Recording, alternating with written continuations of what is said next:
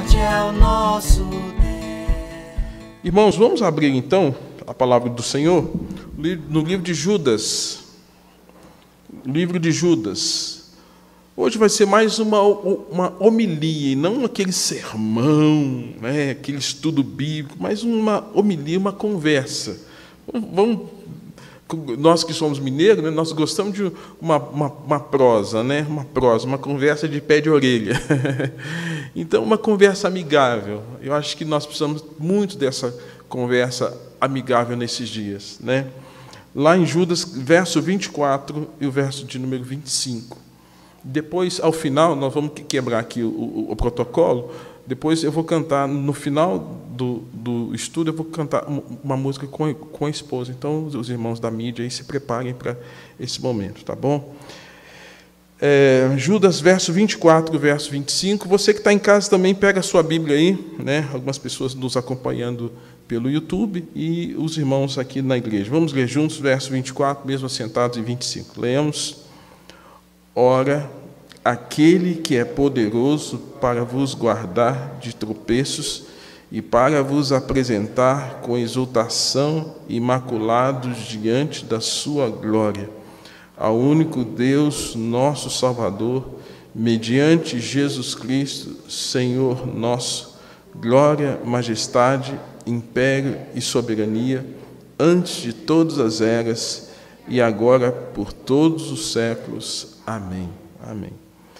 Irmãos, antes de nós entendermos aqui o texto, nós precisamos entender acerca da doutrina da graça. A doutrina da graça é fantástica. Peca quem não conhece, quem não estudou e quem não entende a doutrina da graça. Gente, a doutrina da graça é fantástica. E, às vezes, a gente fica só com aquele conceito, né? Graça é favor imerecido. Amém.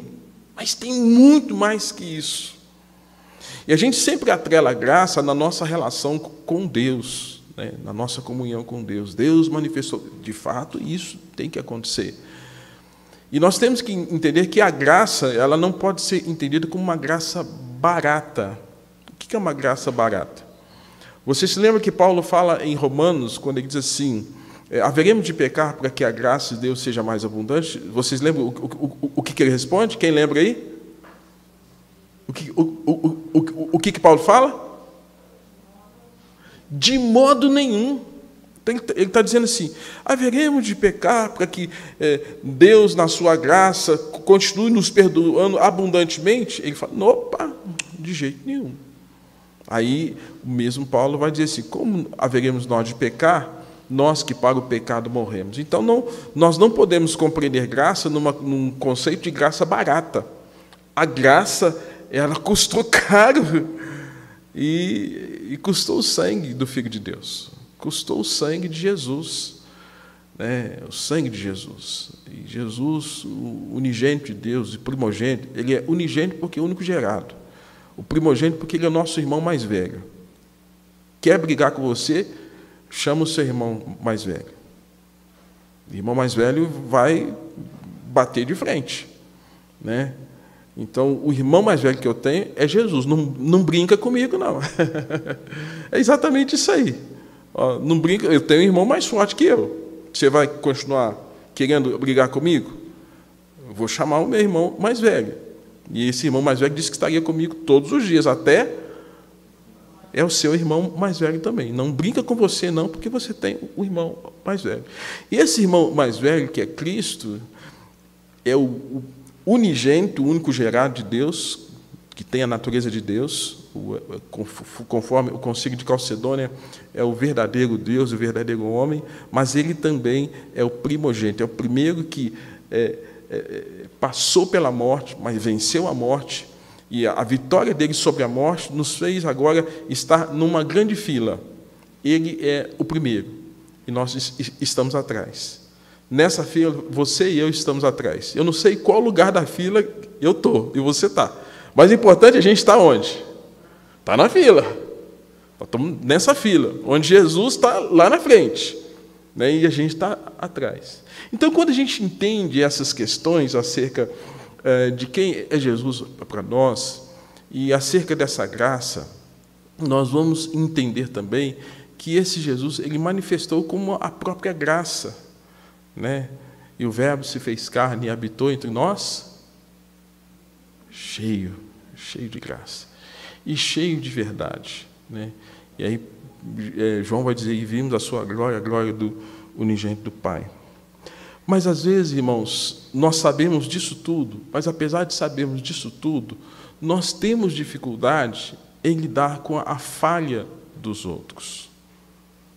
E quando nós temos dificuldade de lidar com a falha dos outros, nós passamos a ter quase que uma postura muito impiedosa.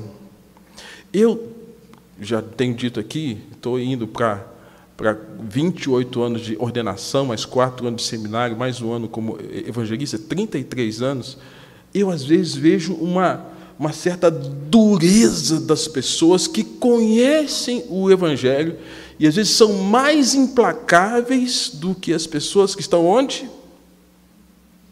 No mundo. São implacáveis. Nossa, errou. Nossa. A graça barata não significa que a gente deve tratar as coisas como se não fossem importantes. E pecado é pecado, em qualquer circunstância. Mas o que nós temos que entender é que, se nós compreendemos o conceito de graça na perspectiva bíblica, não só da salvação, mas de Deus nos tratar com graça, de Deus agir conosco com graça, nós vamos... Gente, quem é cheio de graça não tem coração duro, é um coração mole, porque é sensível. E quando nós nos tornamos sensíveis a Deus, à voz de Deus, nós vamos, antes de tudo, antes de olhar para fora, nós vamos olhar onde? Para dentro. E quando nós olhamos para dentro, nós vamos enxergar aqui. Nossa, quem sou eu? Esse texto é um texto que vai encerrar como uma doxologia. O que é uma doxologia? Uma expressão de glorificação, de exaltação ao Senhor nosso Deus. A epístola de Judas vai falar do conflito, de um grande conflito, lá quando fala assim, contudo, verso 9, contudo, o arcanjo Miguel, quando contendia com o diabo e disputava a respeito do corpo de Moisés, não se atreveu a proferir juízo infamatório contra ele, pelo contrário, disse: o Senhor te repreenda. Então, Miguel, a gente tem alguns anjos que têm nomes claros na Bíblia. Gabriel, que é o anjo que sempre levava uma mensagem, né? O mensageiro, o carteiro de Deus, aquele que era o agente de comunicação. Miguel era aquele que estava sempre no enfrentamento, na luta, né? E Lúcifer, que era aquele que a gente subentende, que ele era um dos que estavam na adoração angelical, se rebela contra o Senhor, conforme o livro de Ezequiel, e agora brota orgulho no coração dele, então Lúcifer se torna o adversário.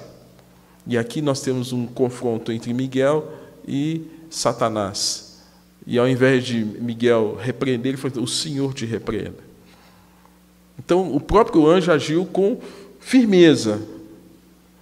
Havia uma situação que o anjo, que estava sob o comando de Deus, estava agindo na autoridade de Deus, mas mesmo assim ele agiu com firmeza, mas agiu com a presteza necessária. Então a gente não pode pensar que a graça deve ser vista de maneira barata. A graça, ela custou caro. Mas o que nós precisamos aprender, irmãos, é que nós não podemos agir de maneira implacável quando as pessoas erram conosco, ou erram com Deus, né? E esse texto ele vai concluir essa doxologia falando de que Deus nos guarda de tropeço. E eu perguntaria: quais são os seus tropeços? Ou quais foram os seus grandes tropeços? Irmãos, eu vivi a minha vida na igreja, mas eu já tive tropeços. Eu nunca saí para o mundo. Eu não sei o que é viver a vida do mundo. A minha vida foi igreja, desde a minha adolescência, a minha infância. 2 anos eu já estava na escola dominical. Mas apesar de estar na igreja, espiritualmente eu já tive tropeços. E eu creio que você também já teve tropeços. E como é que nós lidamos com os tropeços que acontecem nessa nossa caminhada, nessa nossa jornada? E é exatamente dentro disso que eu queria conversar com os irmãos nesta manhã. Tropeço significa desequilíbrio. Desequilíbrio causado por algum tipo de obstáculo. Um esbarrão, pode ser um esbarrão no pé, esbarrão nas pernas ou o ombro, né? E às vezes, quando há algum tipo de tropeço, às vezes alguém tropeça, desequilibra e cai. Tem gente que tropeça, desequilibra e de repente tem alguém para o quê? Não deixar cair. E tem gente que tropeça, como diz lá, pelo menos eu falo em Minas como se eu estivesse em São Paulo, né? Como lá em Minas. Quando a gente fala, a gente sai catando cavaco. Sair catando cavaco, você sai meio cambalinha, tropeçando, mas de repente você conseguiu voltar para o ponto de equilíbrio e não caiu. Mas tropeçou, bateu com o pé, bateu com a perna, esbarrou o ombro. Usando essa metáfora, irmãos, na vida nós passamos por todas essas questões. Ou algum tipo de tropeço que a gente desequilibra e bate com a cara no chão. Algum tipo de tropeço que desequilibra, mas a gente encontra amparo. Amparo. Eu louvo a Deus pela vida da igreja de Filipos, porque a igreja de Filipos, quando Paulo passou por um momento difícil, foi a igreja de Filipenses que segurou as mãos de Paulo. Eu louvo a Deus pela igreja que eu vim antes de estar aqui, a igreja presbiteriana Getsemane, porque foi um tempo tão difícil na minha vida, irmãos, que eu falei assim, Deus, eu vou deixar o pastorado. Eu falei, Deus, me leva. Mas eu falei, como é que vai ficar a minha esposa e as minhas filhas diante desse cenário, se eu não estiver aqui entre elas? E a igreja segurou. Os irmãos, um grupo de oração, e gente amparou, e gente visitou, e gente chamou para estar junto, e gente chamou para conversar, e gente chamou que eu estava desanimado e decepcionado. Irmãos, pode haver situações que Deus coloca alguém do lado da gente para amparar quando a gente desequilibra. E o desequilíbrio pode acontecer por um vacilo seu, ou o desequilíbrio pode vir por alguma circunstância satânica, demoníaca, perversa, e que pode tirar você desse ponto de equilíbrio e, com isso, haver algum tipo de tropeço.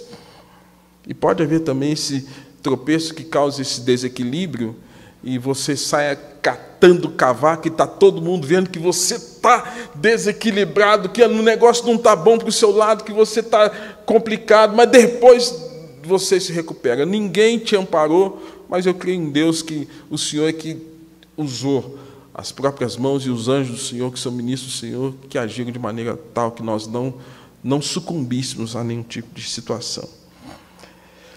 Então, importante nós entendermos, irmãos, que não há quem não já tenha tropeçado. Todos nós já tropeçamos. E a questão é como nós estamos lidando em situações de tropeço. E ontem o pastor Cleverson trouxe uma palavra e ele deu uma palavrinha que aquilo me chamou a atenção, e ele disse o seguinte: nesse tempo de pandemia, a igreja não pode estar separada. Nesse tempo de pandemia, os crentes têm que estar o quê? Tem que estar junto. E nesse tempo de pandemia, irmãos, nós estamos vendo aí, a despeito de qualquer viés político, a igreja é a que está sendo mais exposta a níveis de perseguição. A nova palavra agora é cristofobia. Fobia, medo. Cristo, medo de se falar do Evangelho. Então, existe hoje uma pressão contra a igreja. Todos os lugares estão abertos, todos os lugares estão... Só a igreja que está sendo cerceada dia após dia. O mundo todo, cristãos estão sendo perseguidos, gente está sendo morta, gente está sendo maltratada, pastores, há poucos dias atrás, um pastor pregando na rua foi preso. Então, todo um cenário em que nós estamos sendo perseguidos. Agora, imagine, então, se, passando por tudo isso, nós ficarmos olhando para os defeitos uns dos outros, para a queda uns dos outros, e, consequentemente, apedrejarmos uns aos outros. Se fizermos assim, nós daremos ao mal oportunidade de avançar contra nós. Louvado seja o Senhor, porque as portas do inferno não prevalecem contra a igreja. Mas é importante nós, nesse tempo, irmãos, nos unirmos. E se alguém, em algum momento da vida, passou por algum tipo de tropeço, nós precisamos começar a agir com o coração paterno, com graça, com misericórdia, né? Quando o Salmo de número 27 vai dizer assim: quanto aos ímpios, eles é que tropeçam e caem. Os ímpios, sim. Né? Quando nós olhamos para Provérbios capítulo 24, verso 17, quando fala assim, algumas pessoas, o que fazem quando alguém tropeça? Provérbios 24, 17, você pode conferir na sua Bíblia. Quando cair o teu inimigo, não te alegres e não te regozije o teu coração quando ele tropeçar. Nem quando alguém que não conhece a palavra cai, a gente deve dar o quê? Tem gente que, às vezes, quando alguém tropeça, fala assim, ó, bem feito. Bem feito. Quando alguém tropeça, a gente fala isso. Um absurdo quando alguém que é irmão na fé tropeçar e a gente fala o quê? Bem feito. Então, o que nós precisamos aprender, irmãos, sobre o tropeço? Salmos 35, 15, diz assim, quando, porém, tropecei, eles se alegraram e se reuniram contra mim, abjetos que eu não conhecia, dilaceraram-me sem tréguas. Então, o salmista está dizendo assim, que quando ele passou por uma situação de tropeço, ao invés de ele ter o amparo, eles foram abjetos, gente que se alegrou, festejou e sem tréguas. Sem tréguas. Você viu na imagem do que aconteceu no Carrefour nessa semana, a despeito de qualquer situação dos motivos ali, de um segurança agredindo sem tréguas, murros intermitentes no fígado do cidadão ali, e, de repente, quando você bate no fígado, você enfraquece o seu opositor. E depois, soco na cabeça, o homem veio o quê? A óbito. Sem trégua. Sem trégua. Irmãos, quando essa atitude vem do mundo, aí nós temos que entender, e se essa atitude vem porque nós estamos levando a palavra e alguém viu algum tipo de tropeção nosso e está fazendo isso, aí nós somos bem-aventurados. Quando o Senhor Jesus Cristo diz assim, bem-aventurados quando por minha causa, a causa é Cristo, Evangelho, vos perseguirem e mentirem, disserem todo mal contra vós. Alegrai-vos e regozijai-vos, porque o vosso nome está escrito, o vosso galardão está reservado nos céus. Quando nós passamos por algum tipo de situação de tropeço, o qual é por conta do Evangelho, porque nós estamos pregando e alguém está fazendo alguma coisa contra, Satanás está usando circunstâncias, pessoas, os seus secretários, porque ele tem os seus agentes para fazer algum tipo de mal, quando isso acontece vindo de lá, é até louvável, e a gente pode dizer, puxa vida, estou sendo bem-aventurado. Mas quando não vem do lado de lá, e se porventura vem do lado de cá, é porque a gente está fora de um plano e do conhecimento da palavra do Senhor. Você se lembra que Satanás quis colocar Jesus em situação de tropeço? Mateus capítulo 4, abra a sua Bíblia. Mateus capítulo 4. Jesus ele está passando por 3 níveis de tentação. E os 3 níveis de tentação que Jesus passou, foi para Jesus o quê? Tropeçar. Né? E olha só o que diz aí. Capítulo 4. A seguir, foi Jesus levado pelo Espírito ao deserto para ser tentado, pois expôs Jesus ao nível de tropeço, pelo diabo. E depois de jejuar 40 dias e 40 noites, teve fome. O primeiro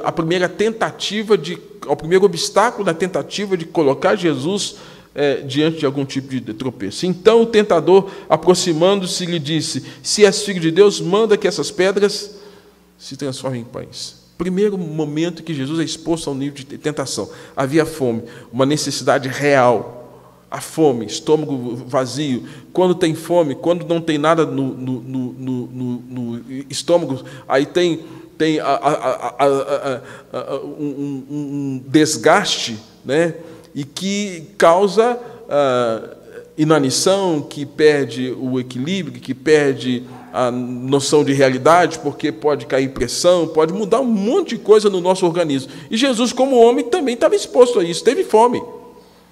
E a primeira coisa que Satanás fez diante de Jesus, para que ele pudesse tropeçar, foi falar: mata a sua fome, mande que essas pedras se transformem em pães. E aqui Jesus é tentado, exposto ao nível de obstáculo, para que, caindo, pudesse dar lugar para Satanás. E, gente, o que Satanás faria se Jesus tivesse caído? Ele ia ficar triste? Ele ia ficar feliz da vida.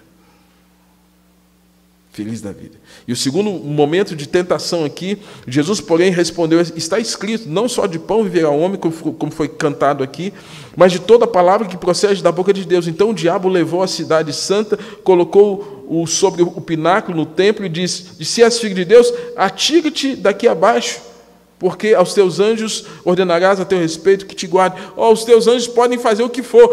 Quando você estiver em perigo, faça isso, pula daqui.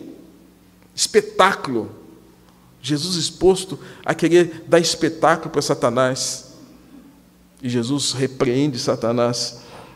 Jesus respondeu: também está escrito, não tentarás o Senhor teu Deus. E o terceiro obstáculo na tentativa de fazer Jesus tropeçar, levou ainda o diabo ao monte muito alto, mostrou-lhe os reinos do mundo e a glória deles, e lhe disse: tudo isto te darei se prostrado me adorares. E o bicho era sem vergonha mesmo, né? Porque tudo pertence ao Senhor, e a despeito de pertencer ao Senhor, ele falou: olha, eu vou te dar tudo se você me adorar. Como Deus, cramunhão, bicho, né? Querendo colocar Jesus diante de um cenário e falando absurdamente: eu vou te dar tudo. Ele esqueceu da oração do Pai Nosso: porque teu é o reino, tua é a glória. Ele sabia algumas coisas da palavra, mas não sabia tudo. E aqui Jesus, exposto a esse nível de tentação, para cair, para tropeçar, Jesus não sucumbe a isso. E a palavra de Jesus é muito clara, né? Quando ele diz: tudo isto te darei se prostrado me adorares. Então Jesus lhe ordenou: retira-te, Satanás. Sai daqui. Sai daqui. Repreendeu. Lá em Judas está dizendo: o Senhor te repreenda. E aqui o próprio Jesus também está repreendendo. Sai daqui, retira-te, Satanás. Palavra do Senhor Jesus, porque está escrito: ao Senhor teu Deus adorarás e só a Ele darás culto. Com isso deixou o diabo, e eis que vieram anjos e o serviram. Jesus deu só um chega para lá nele, porque Jesus sabia qual era a hora dele. A sua hora vai chegar. E chegou na morte e chegou na ressurreição. E vai chegar a hora final. Mas Jesus exposto também, irmãos, a tropeço, como você e eu. Louvado seja Deus, porque ele não caiu no tropeço, mas nós, em alguns momentos, caímos nesses tropeços. Nós, às vezes, porque não estamos firmes na palavra, não estamos ligados na oração, não estamos com uma comunhão fortalecida no louvor. Por isso, irmãos, eu tenho insistido com a igreja: gente, vem igreja, Com pandemia, sem pandemia, se tiver muita gente, a gente dá um jeito, sabe por quê? Se você não vier à igreja, você vai enfraquecer na fé. Sua fé vai enfraquecer. Não estou brincando. Ah, pastor, não, vai enfraquecer. Porque você não ouve a palavra. A fé vem pelo... Ah, eu estou ouvindo na internet. Amém. Louvado seja Deus. Mas a expressão da comunhão e a ação do Espírito Santo é sempre trabalhada na coletividade. Enchei-vos do Espírito, renovai-vos. É comunhão, é gente, eu tenho que ver, eu tenho que ter contato. Salmo 133, só como é bom e agradável viver unidos os irmãos. Hebreus, né? Não é bom deixarmos de congregar, como é costume de alguns, estarmos juntos. E nessa hora de pandemia e de perseguição ao cristianismo, se você ficar enfraquecido, meu irmão, você está com um pezinho na apostasia. E se não for apostasia, para cair numa situação terrível espiritual. Como Jesus via Satanás, irmãos? Citei aqui a questão de Mateus capítulo 4. Mateus capítulo 16, Satanás não parou o seu intento. E ele usou, então, alguém para enfraquecer Jesus, ou para tentar enfraquecer Jesus. Você se lembra que Jesus estava com o apóstolo Pedro, Mateus capítulo de número 16, abre aí a sua Bíblia, Mateus capítulo 16, um pouquinho mais à frente, Jesus está com Pedro, e ali com Pedro tem uma declaração, uma confissão. Jesus pergunta para Pedro: quem o povo diz que eu sou? E Pedro, categoricamente, diz o verso de número 16, tu és o Cristo, o Filho do Deus vivo. Então Jesus lhe afirmou: bem-aventurado és Simão Barjonas, porque não foi carne e sangue que tu revelaram, mas o Pai que está no céu. Também eu te digo que tu és Pedro, e sobre essa pedra edificarei a minha igreja, e as portas do inferno não prevalecerão contra ela. Dar-te-ei as chaves do reino dos céus, o que ligares na terra terá sido ligado nos céus, o que desligares da terra terá sido desligado nos céus. Então advertiu aos discípulos que a ninguém o dissessem que ele é o Cristo. Aí lá no verso de número 23, 21 a 23, diz assim: desde esse tempo começou Jesus Cristo a mostrar aos seus discípulos que lhe era necessário seguir para Jerusalém e sofrer muitas coisas dos anciãos, dos principais sacerdotes, dos escribas, e ser morto, ressuscitado ao terceiro dia. E Pedro, chamando-o à parte, começou o quê? Reprovar Jesus, dizendo: não, Jesus, tem compaixão de você, Jesus. Gente, o que está acontecendo aqui? Percebam o antagonismo. E esse antagonismo revela, muitas vezes, a nossa vida. Pedro está falando: Jesus, tu és o Cristo, o Filho do Deus vivo. Jesus é o Senhor mesmo. Nós cremos que é o Senhor. E nós cantamos, e nós adoramos, estamos na euforia. Aí, quando tem um cenário que a gente não entende muito, a gente faz igual Pedro: Jesus, o Senhor vai até... Não vai... Jesus, olha para você. Você está com a autoestima baixa, Jesus? A sua autoestima deve estar muito baixa, Jesus. Jesus, você não está raciocinando direito, Jesus. Sabe por quê? Se eu fosse você, pensaria só em você. Egocentrismo, egolatrismo. O Pedro estava cheio de ego. Mas por trás de Pedro tinha uma voz de quem? Antagonismo aí, gente. Esse antagonismo de Pedro é o nosso antagonismo. Olha, a gente está no espírito, na adoração, e tá louvando e orando, e tal, na comunhão, de repente você está no chão. E fazendo aquilo que o diabo gosta. E fazendo aquilo que o diabo gosta. E aqui fazer o que o diabo gosta é sucumbir aos intentos do diabo, que é o pai da mentira e que não se firma na verdade. João 8, capítulo 8, verso 44. E é próprio falar mentira porque ele não se firma na verdade. João diz isso, e aqui Pedro está sendo o secretário do outro lá. Pedro estava tropeçando? Pedro estava tropeçando. Mas Jesus sabe que Pedro não está fazendo aquilo porque, de um lado, Jesus está dizendo, não foi carne e sangue quem te mostrou que eu sou o Cristo, porque não fosse a revelação do Espírito Santo, você não entenderia isso. Mas, ao mesmo tempo, Jesus está mostrando aqui, irmãos, que Pedro foi um homem fragilizado, susceptível a confundir o chamado de Jesus para ir para a Via Crucis, para ir para a morte por conta dos nossos pecados, como alguém que seria um mero líder que chegaria aos 80, 90, 100 anos, o que fosse, para estar com eles. Jesus tem compaixão de ti. Aí Jesus repreendeu. O que Jesus falou? Arreda Satanás. Arreda Satanás. E Jesus diz o quê? Tu és para mim, expondo Jesus a quê? A cair.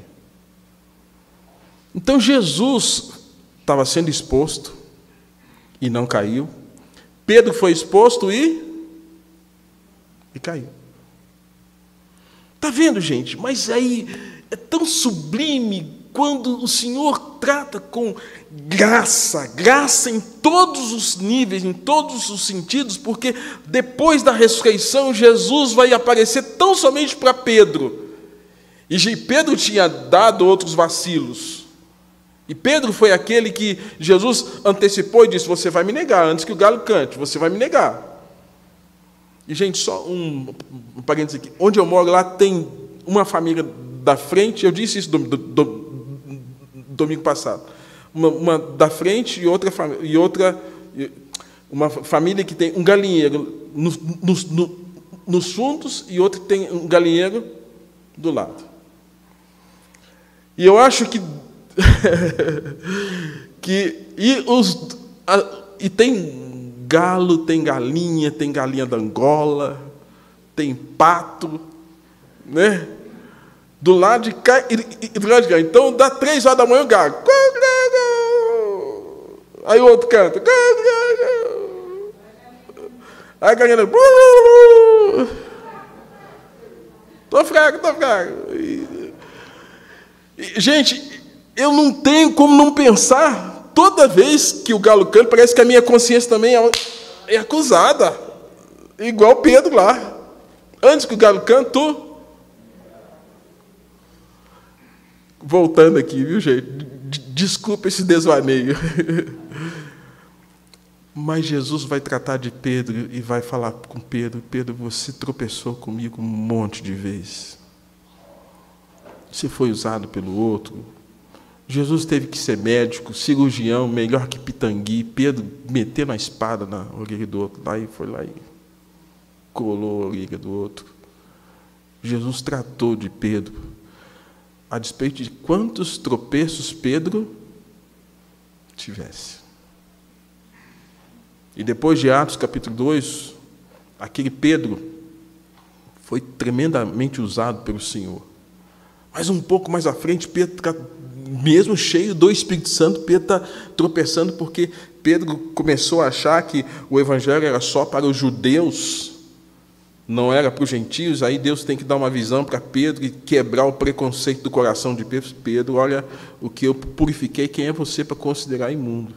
E depois tem que ter um concílio na igreja, em Atos, concílio em Jerusalém, que reúne a liderança da igreja toda por conta, inclusive, da influência de Pedro. Porque Pedro estava achando que todo gentio que se convertesse tinha que ser circuncidado tal qual os judeus. E Paulo está dizendo, não, gente, não tem que fazer mais isso, não. Pedro está exposto a tropeço. Ainda bem que o concílio de Jerusalém foi, não pôs pano quente, que resolveu a questão, e Paulo depois vai escrever às igrejas, dizendo, olha, não precisa mais circuncidar ninguém. Pedro estava errado. Percebe, irmãos, então, que os tropeços estão aí. Os tropeços estão aí. E o próprio Jesus, agora fazendo um outro contraponto, é apresentado em Romanos capítulo 9, verso 22, verso 32, verso 33, porque ele diz assim, olha, Jesus, Paulo vai dizer assim, que Israel, que buscava a lei de justiça, não chegou a atingir essa lei, por quê? Porque não decorreu da fé, e sim por obras. Aí ele está falando que Israel tropeçou. Tropeçaram na pedra de tropeço. E quem é a pedra de tropeço? Aí aqui Jesus usa uma metáfora da pedra de tropeço como alguém que tropeça porque não reconheceu que Jesus não era um obstáculo, mas uma passagem. Jesus não era um obstáculo, mas os judeus pensavam que deveriam permanecer no judaísmo, nas leis judaicas, na Torá, toda a lei cerimonial do Velho Testamento, e não entenderam que o fim da lei era Cristo. E por não entenderem e não crerem nisso, eles ultrajavam Jesus, porque Jesus dizia que tinha poder para perdoar pecados. Jesus dizia, eu e o Pai somos um, eles não acreditavam nisso, e viram em Jesus, então, agora, motivo de escândalo. Quem é esse que está dizendo que ele e o Pai são apenas um? Gente, esse é um tropeço que você não deve cair. Nunca. Jesus é Senhor. Jesus é Deus. Jesus, mas é tido nas Escrituras como pedra de tropeço, como rocha de ofensa, porque as pessoas não recebem.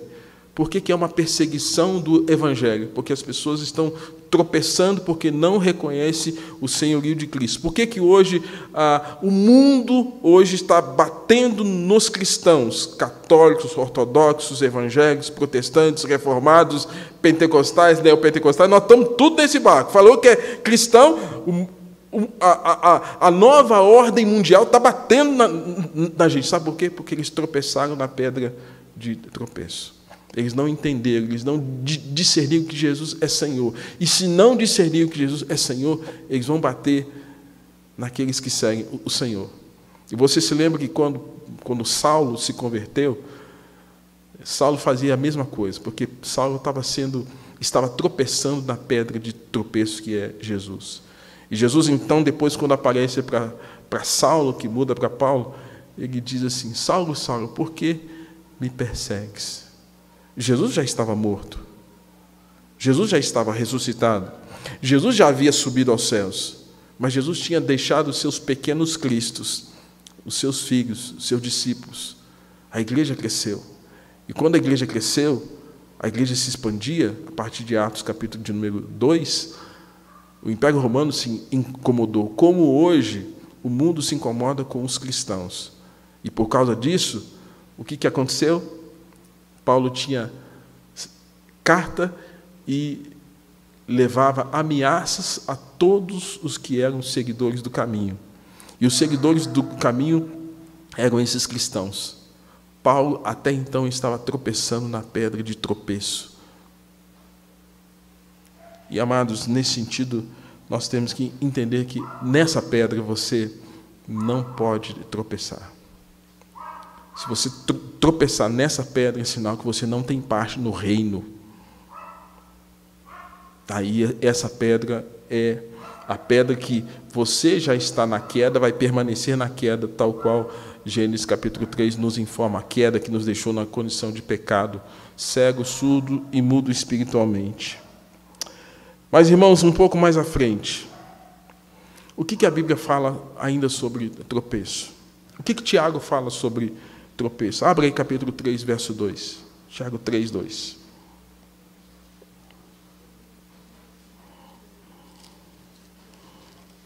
Tiago, capítulo 3, verso 2. Vamos ler juntos esse texto aqui? 3, 2. Vamos lá? Aliás, 1 e 2. 1 e 2. Tiago 3, 1 e 2. Vamos lá?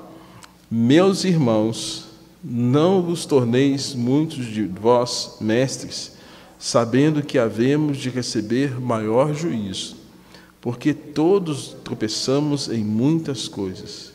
Se alguém não tropeça no falar, é perfeito varão, capaz de refrear também todo o corpo.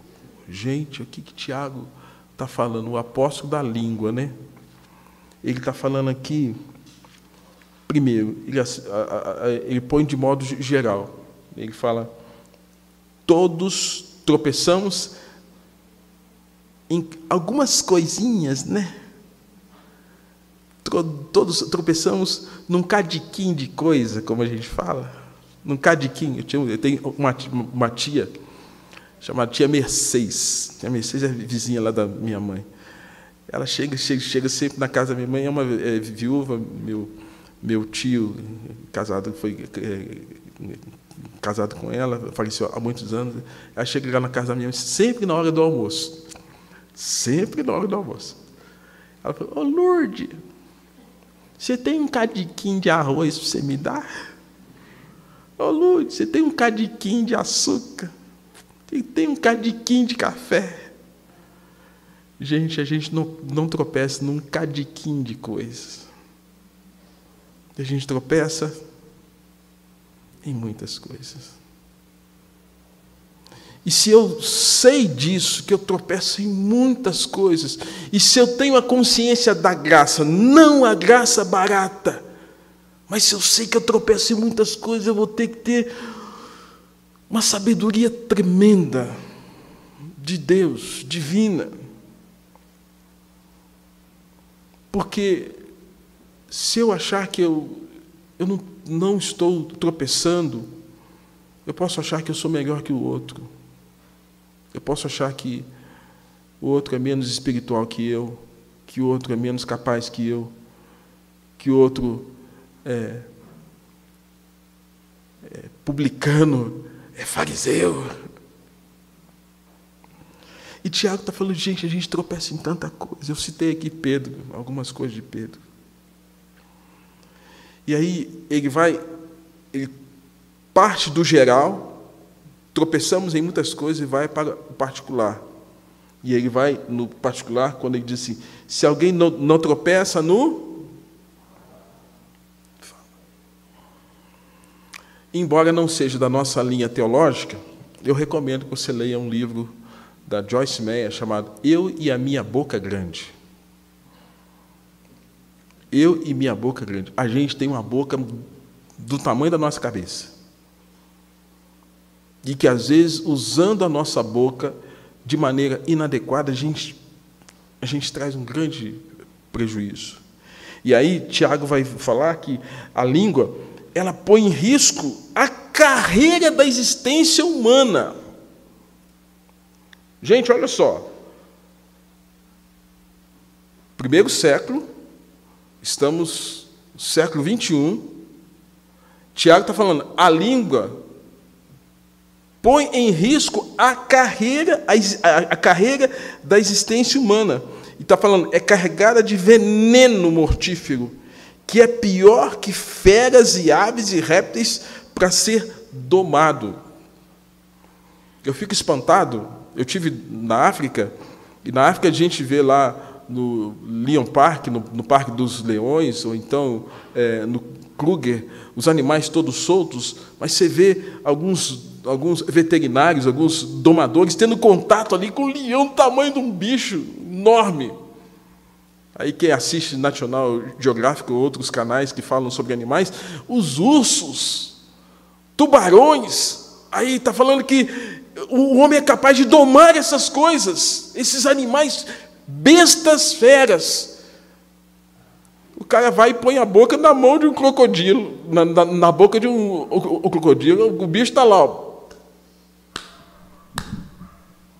Se cair uma gotinha de suor, pum! Que o homem tem condição de domar. Aí a comparação é, mas nós temos dificuldade de domar o quê? A nossa língua. Domar a língua. Nosso desafio, irmãos, de não tropeçarmos falando aquilo que não deve, aquilo que não edifica, aquilo que não constrói, aquilo que não abençoa, aquilo que não edifica, aquilo que não glorifica e aquilo que não ajuda. O mundo hoje está sofrendo por causa de quê? Da língua e da escrita. Porque tem a língua que fala e tem os dedinhos hoje que digitam e que falam coisas que, na verdade, absurdas. O mundo hoje está brigando por conta do tal do fake news. O que é o fake news? Plantar notícia falsa. O mundo hoje está brigando, que está pondo em risco a carreira de um monte de gente. Pondo em risco a vida de muitas pessoas. Vocês, algo interessante que quando a gente estava na África, a gente viu como nós estávamos em Moçambique. E, na época, estava passando uma novela chamada O Rei do Gado. Vocês lembram disso? Eu sei que crente não vê novela. Vocês não veem novela, né? Quem lembra disso, não precisa levantar a mão. Tá? Eu sei que você... Antônio Fagundes, né? E aí nós fomos num shopping e tinha uma mocinha moçambicana e começou a conversar conosco. Ah, vocês são do Brasil? Somos do Brasil. Nossa! Ai, eu queria tanto conhecer o Brasil, porque vocês lá, né, vivem aquela realidade, porque aqui está passando a novela do Rei do Gado, vocês têm tanta coisa, né?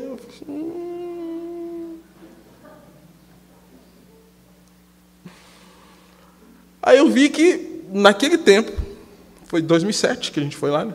2007, lá em Moçambique estava passando a novela O Rei do Gado e o povo de Moçambique estava achando que aquilo ali era Brasil como um todo.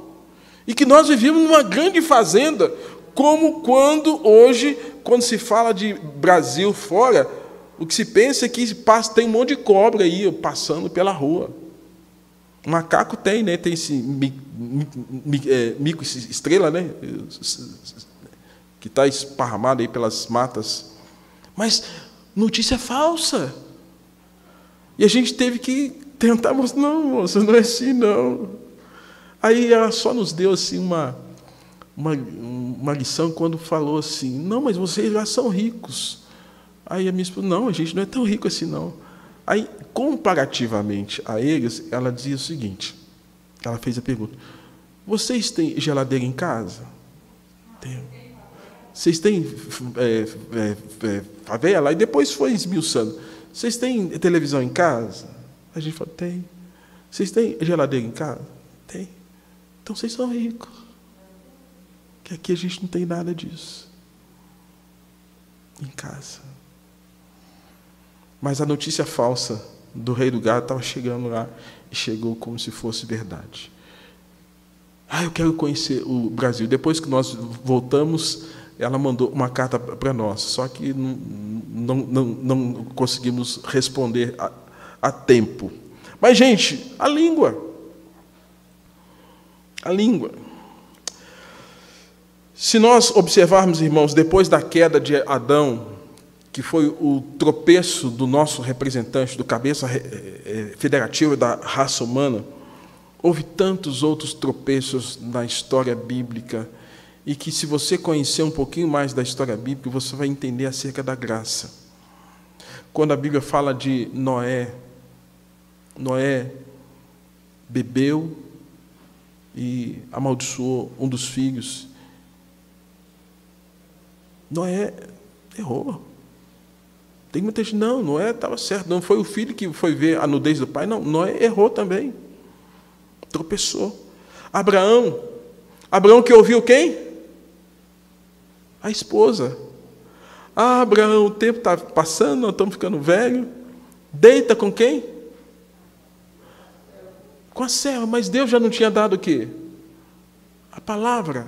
Deus já tinha dado a palavra, Abraão vai, então deita-se com Agar, cria uma confusão absurda, que depois que Ismael nasce, depois nasce Isaac, e quando Isaac foi desmamado, o que aconteceu? A dona Sara ficou da pá virada.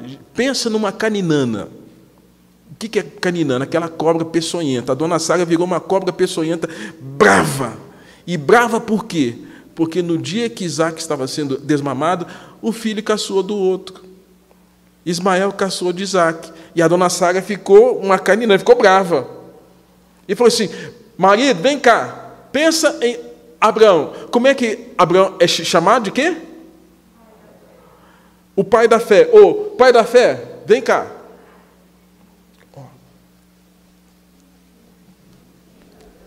Manda ele embora. Madrugada, mandou, chegou, pegou pão, pegou água, chamou Agar, chamou Ismael, Ra, Ré, Ri, Ró, vai embora. Gente, casa de crente não tem problema, né? Casa de crente é um ninho de harmonia. Casa de crente tem problema. De pastor tem problema, de presbítero tem problema, de diácono tem problema, de membro tem problema. As nossas casas têm problemas e têm falhas e têm tropeços. E nesse sentido, irmãos, a casa de Abraão, pai da fé, um tropeço absurdo como esse. Primeiro da esposa, depois do marido que cai. Aí ele não gostou, né? Ele não gostou, né? Tropeço de Moisés, que ficou bravo com Deus. Deus, se o Senhor não abençoar esse povo, pode tirar meu nome do livro da vida. Gente, Moisés falando uma coisa absurda dessa. Pode tirar, eu não quero ir para o céu. Eu quero ir para o inferno, se o Senhor não colocar esse povo. Ele era uma tipologia de Cristo, como um libertador, mas ele não era o libertador. E Moisés fazendo isso é absurdo, irmãos. Tropeça. Casa de Abigail, marido bebum, marido perverso, ruim, terrível, e que a mulher tem que consertar os tropeços do marido, ajustar as coisas. Davi, o rei de Israel, e que agora tinha sobre si o comando de um grande exército, uma grande nação, que agora tinha terra, tinha espaço, tinha língua, tinha uma cultura, e que agora ele, ao invés de estar no campo de batalha, no fronte, estava em casa, desfrutando, não virtualmente, mas na realidade, contemplando uma mulher que estava se banhando, e ele faz disso um objeto de desejo, deseja, põe em prática o seu plano, traz Batseba, coabita com ela, a mulher engravida, a mulher casada, ele também, porque ele já era casado com a filha de Saul, que ele ganhou como prêmio, e Davi agora tropeça. Grande tropeço de Davi. E passa o tempo, a mulher engravida, fala com ele, Davi, rei, eu estou grávida, viu? Estou grávida. Ah, então tá bom, vou pensar alguma coisa para resolver esse problema. Sabe o que eu vou fazer? Ó, não fala para ele, eu vou pôr seu marido lá na frente da batalha, para ele ser morto lá. E sendo posto lá na frente, sabe o que vai acontecer? Você vai ficar viúva, eles vão achar que o filho é seu. Crime hediondo, irmãos. Intenção de matar. Saul vai,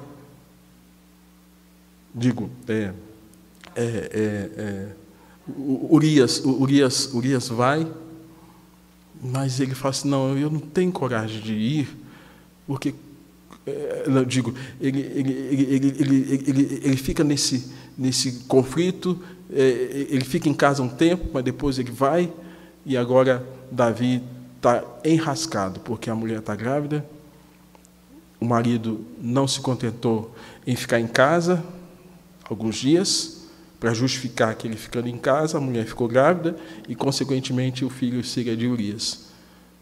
Não deu certo. 9 meses a criança nasce. E 9 meses Davi escondendo aquilo, guardando.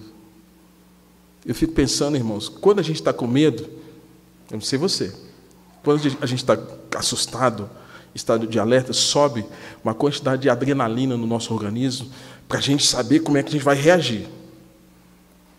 A gente vai, o que eu vou fazer? Porque eu estou com medo, estou assustado. Eu vou lutar, eu vou fugir. Davi estava com medo. Mas aquele medo foi só definhando Davi, só.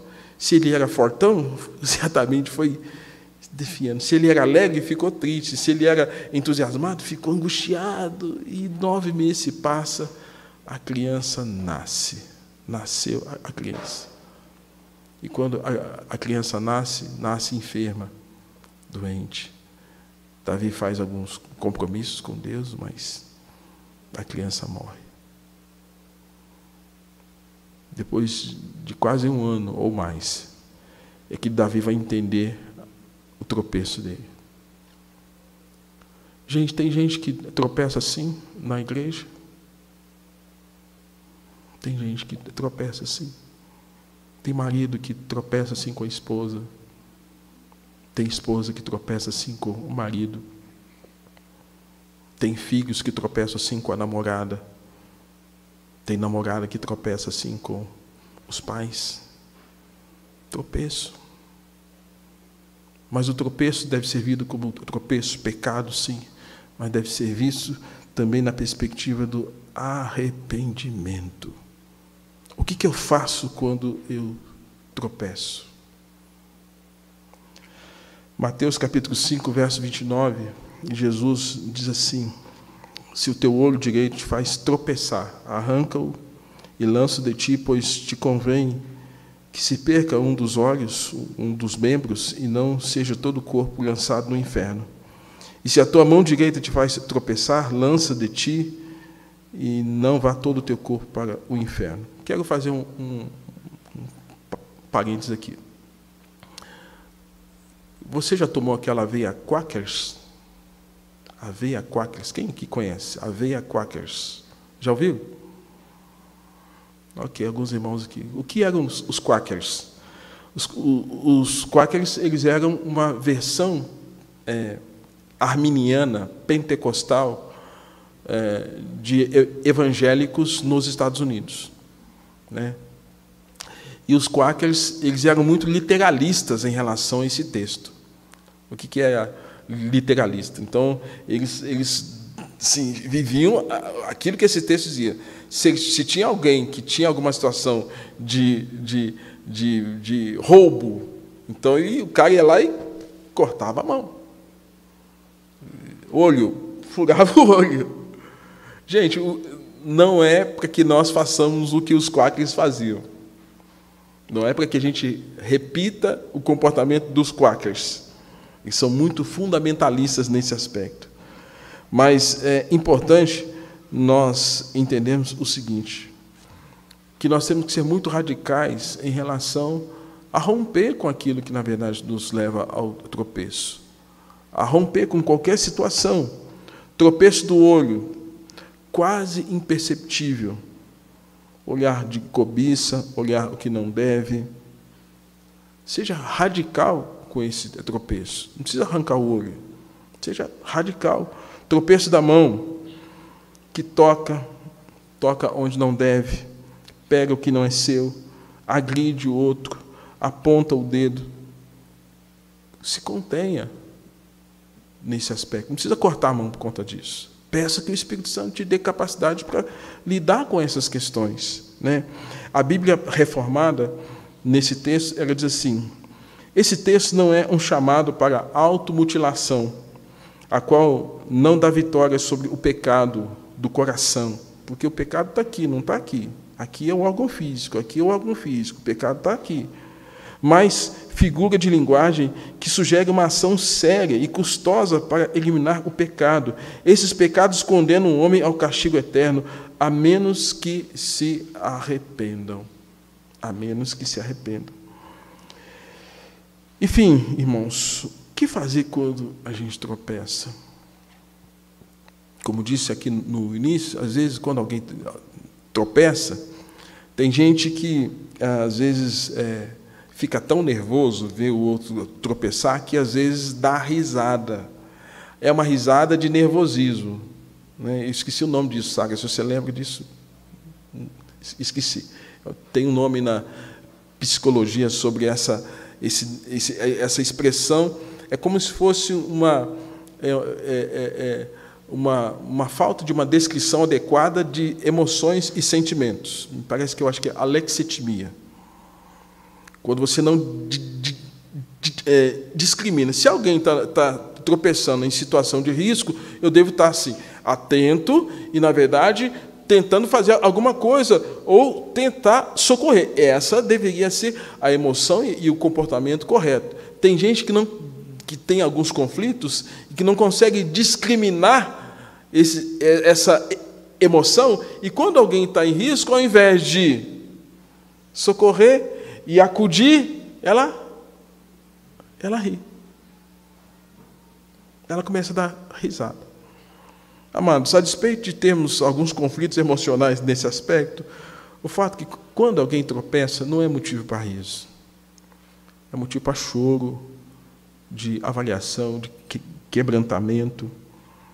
E quando eu vejo lá na igreja de Éfeso, quando o Senhor Jesus fala com a igreja de Éfeso acerca do pecado da igreja de Éfeso, Jesus ele dá uma palavra para aquela igreja que se aplica a todos nós nesta manhã. Ele fala: lembra de onde caíste, lembra o que te fez tropeçar. E o caminho é simples, mas é profundo, porque ele fala: arrepende e volta à prática das primeiras obras. Então eu vejo nisso pelo menos 5 passos. O primeiro deles: lembrar o que te fez tropeçar, quebrar o ciclo. Às vezes o ciclo vem tentação, pecado, rebelião, afastamento de Deus. Quebra o ciclo. O que antecede, quebra o ciclo. Lembrar o que te fez tropeçar. Muitas vezes nós, tropeçamos nas finanças, tropeçamos na vida moral, tropeçamos na vida devocional. O que está fazendo? Lembra o que te fez tropeçar. Segundo, arrepender. Simples assim, dar meia volta, voltar ao que te fez cair. Nós não podemos ser irônicos, tal qual o livro de Malaquias, e eu já falei aqui sobre o livro de Malaquias, quando o povo de Israel não estava querendo ter contato com a realidade do que faziam de errado contra Deus. Se alguém não assistiu, assista lá, está lá nas pregações da nossa conta no YouTube. Exposição sobre o livro de Malaquias, onde o povo estava dizendo assim: Senhor, em que nós temos te desprezado? Olha só, eles não queriam ter contato com o problema. Senhor, em que te enfadamos? Nós estamos cansando do Senhor. De que jeito? Senhor, em que te roubamos? Gente, e a todas essas perguntas, eram quase 10 perguntas que eles fazem ali, que Deus coloca essas perguntas na boca deles. Deus está dizendo: vocês estão me desprezando. Como? Vocês trazem animal coxo, animal imundo, e apresentam aqui diante de mim, eu não vou receber nem a oferta, nem o ofertante. Vocês esqueceram da lei, vocês esqueceram dos mandamentos. Senhor, em que nós estamos... Gente, o povo estava sendo irônico com Deus. Arrependimento, eu errei. Senhor, me perdoa. Me traz de volta. E se eu ver que alguém errou, eu tenho que fazer coro com ele. Deus, que o Senhor traga espírito de quebrantamento, espírito de dependência do Senhor, que ele volte para o Senhor. Não é rir, não é debochar e nem meter o dedo. Terceiro passo: retomar ações que redirecionem a comunhão com Deus. Gente, não tem outro caminho. Vida com Deus é oração. Vida com Deus é leitura bíblica. Vida com Deus é culto pessoal. Pega o violão, pega o seu instrumento, pega o piano, sanfona, o pandeiro, pega a sua Bíblia, vai para um quarto fechado e você é Deus, você é Deus. O Pai que te vê em secreto, Ele vai te recompensar. Retomar o zelo pelo seu testemunho. Não jogue fora algo tão precioso que é o testemunho, porque quando você testemunha como cristão, você está mostrando Cristo às pessoas. Não jogue fora o seu testemunho. Estou vendo muito crente, tem nada a ver. Está jogando fora a oportunidade de as pessoas verem na sua vida modelo, exemplo, autoridade, poder e graça. Vida de santidade, uma palavra que saiu fora de moda.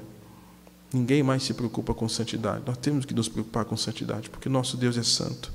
E a nossa relação com Ele é por meio de Cristo, que é santo. E a ação do pregador que prega dentro de nós, do Espírito Santo, é santa. Então não tem como. Santidade, lutar contra o pecado o tempo todo. Não se preocupe com os espectadores ou com aqueles que dizem bem feito, se porventura você tropeçar. Se alguém disser bem feito, olha, como diz o ditado, levanta, sacode a poeira e dá a volta por cima. Quarto passo, confie no poder da graça do Senhor. Tito, capítulo de número 3, 10 a 12, fala que essa graça nos educa para que a gente possa renegar o pecado e viver uma vida santa. E quinto, reconquiste a confiança das pessoas. Falei sobre Saulo no início. Capítulo de número 9, 1, diz que Saulo ele tinha autoridade para perseguir os cristãos, matar os cristãos. E aí aconteceu que depois ele passa pela conversão. O Senhor chama Saulo, vai para a casa de Ananias, que o acolhe, o recebe. Mas os crentes estavam com medo de Paulo, porque estavam dizendo assim, não, esse cara está fingindo. Esse cara mudou de vida nada.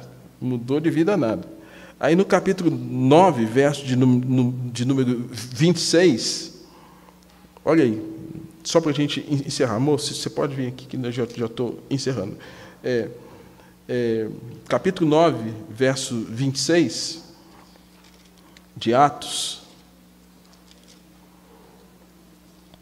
diz assim, tendo chegado a Jerusalém, procurou juntar-se com os discípulos, todos, porém, todo mundo estava com medo de Paulo. Sabe por quê? Todo mundo estava com medo de Paulo estar fingindo ter mudado e não ter mudado de maneira adequada. Mas Paulo mudou.